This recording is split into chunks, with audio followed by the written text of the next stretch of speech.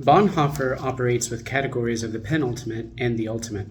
Jesus Christ is certainly pro me in the church, but the church speaks God's word of penultimately only in the promise of God's ultimate word of forgiveness.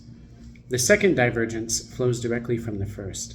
Bonhoeffer, following Luther, recognizes in social bodies other than the church his mandates name family and state as examples, other bodies in which a space is kept open for human community. Returning to the summary of the discussion, the first point, which concerns the consistency of Bonhoeffer's theological ethics, is largely domestic to Bonhoeffer's scholarship and needs not detain. The second point is that Bonhoeffer's view of the ethical sacrament reality is intelligible only in the context of Luther's theology.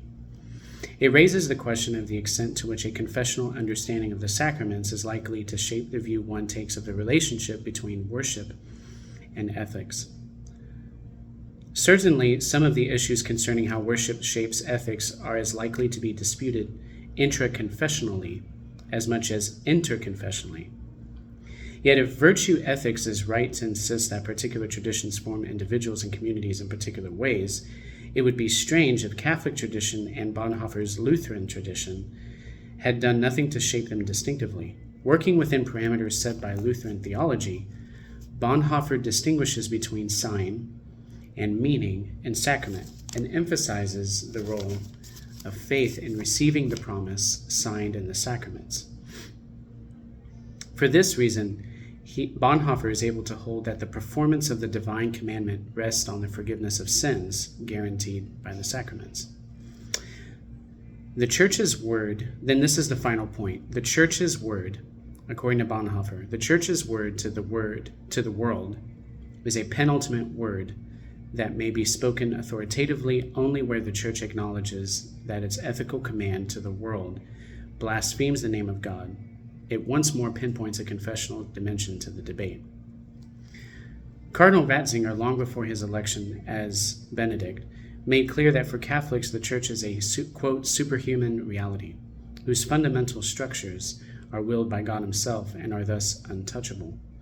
The liberal historian Felipe Fernandez Armesto predicted that in 1995 the, quote, effect of Christian fundamentalism will be mitigated if the Catholic Church, the world's biggest and most widespread communion, keeps up what may become a unique commitment to moral absolutism in defense of human dignity, individual freedom, social justice, and the sanctity of life, end quote.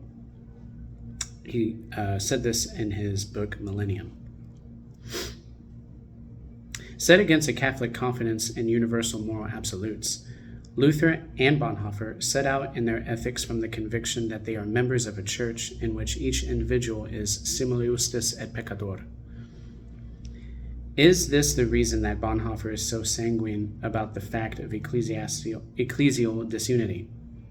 Is this the reason that he cannot escape the paradox implicit in his dual assertion that though the church does speak God's word to the world through the ethical, quote, ethical sacrament of reality, end quote, it errs and sins as it speaks it?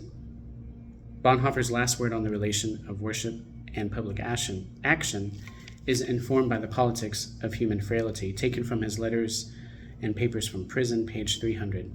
Translated, quote, our church, which has been fighting in these years only for its self-preservation, as though it were an end in itself, is incapable of taking the word of reconciliation to humankind and the world.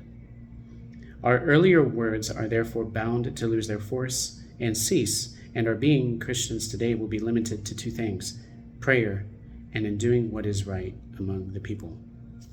Taken from The Sacrament of Ethical Reality, Dietrich Bonhoeffer on Ethics for Christian Citizens by Stephen Plant. Sage Publications, 2005.